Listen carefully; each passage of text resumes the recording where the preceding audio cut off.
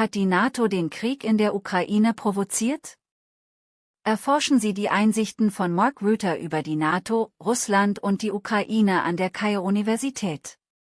And I have a question about the war that's happening in between Russia and Ukraine. So, some people point out that the U.S. bombing of Yugoslavia back in the 1990s, and also NATO expanding to Eastern Europe, including Ukraine, has stimulated Russia and led to this war. So, what is your opinion on this argument? Has What do you think of the argument that NATO expanding has led to more chances of the occurrences of war?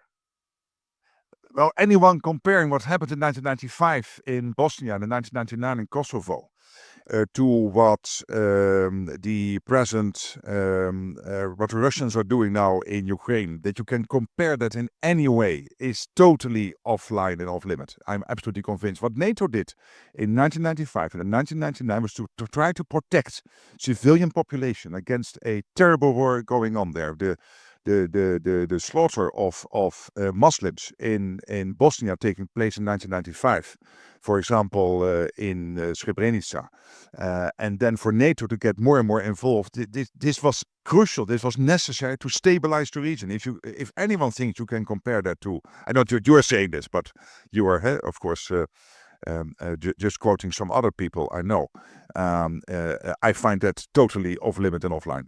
It's absolutely not true. And then, of course, if Russia wants to discuss its security concerns or whatever they might have had in the past with NATO, with the Americans, with whomever, they could always do that. That can never be a reason why you would have a full-scale attack at another country, which is an independent sovereign nation, Ukraine. And in the meantime, hundreds of thousands of people being killed, cities destroyed, infrastructure destroyed, on many people being killed, of course, on the Ukrainian side, also, by the way, on the Russian side.